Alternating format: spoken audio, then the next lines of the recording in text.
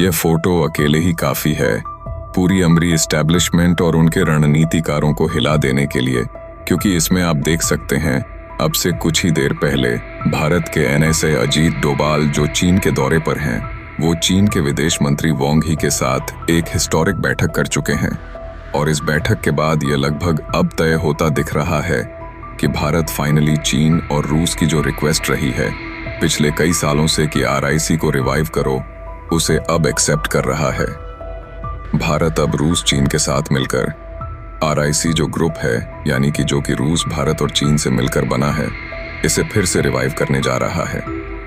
वैसे इसका पूरा नाम है RIC ट्रायोका, यानी कि रशिया, इंडिया, चाइना का एक ऐसा ट्रायड जो कि बहुत ज्यादा स्ट्रॉन्ग है और इसे अब आगे बढ़ाने जा रहा है भारत, और इसके लिए भारत जिम्मेदार नहीं है।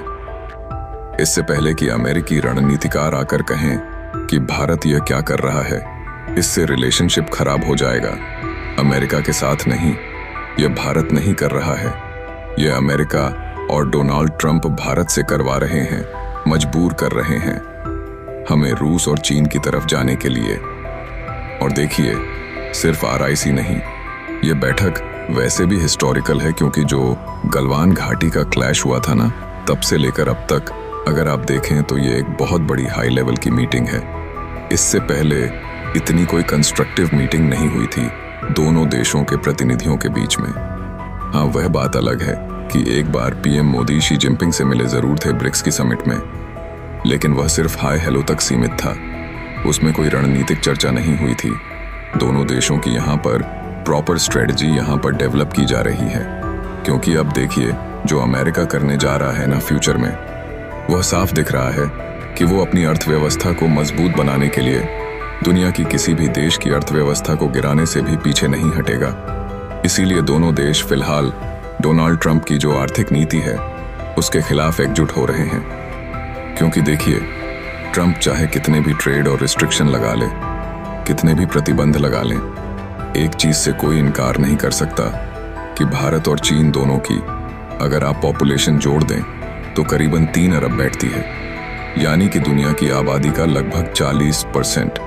जी हाँ, इसका मतलब यह हुआ कि कल को अगर अमेरिका अपनी मार्केट का एक्सेस भारत और चीन के लिए बंद कर देता है तो दोनों देश एक दूसरे के साथ इतना व्यापार कर सकते हैं, एक दूसरे की मार्केट में इतना सामान बेच सकते हैं जिससे कि अमेरिकी मार्केट में हुए नुकसान को कंपनसेट किया जा सके। इसीलिए दोनों फिलहाल आर्थिक मोर्चे पर तो एकजुट होते दिख रहे हैं। हालांकि आप कहोगे कि यार, चीन की नीतियां ऐसी हैं कि वह एंड में भारत विरोधी काम करेगा ही, चीन पर भरोसा नहीं किया जा सकता।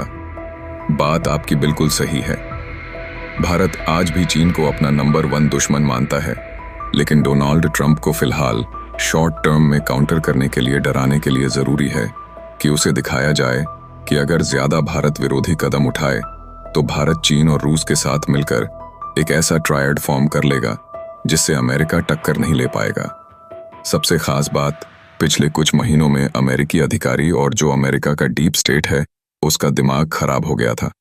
उन्हें लग रहा था कि बिना भारत के काम चल जाएगा, पाकिस्तान के साथ मिलकर हम कुछ कर लेंगे। अब उनकी बुद्धि ठिकाने आ जाएगी। उन्हें पता लग जाएगा कि अगर भारत को ज्यादा पुश किया गया, भारत को ज्यादा यहां पर नुकसान पहुंचाने की कोशिश करी गई, तो भारत वहीं चला जाएगा जहां से आया है, यानी कि रूस और चीन के ग्रुप में। और फिर इस ग्रुप को काउंटर करना असंभव होगा, क्योंकि आप भारत गवाते हो तो याद रखिए पूरा हिंद महासागर गवा देते हो, पूरा इंडो पैसिफिक आपके हाथ से निकलता है।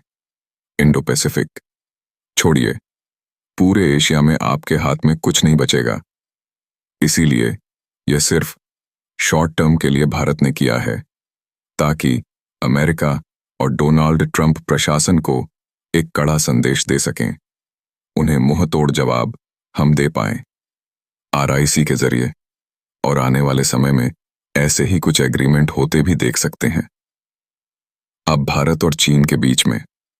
और आप देखिएगा, उसे देखकर अमेरिकियों को कितना दर्द होने वाला है।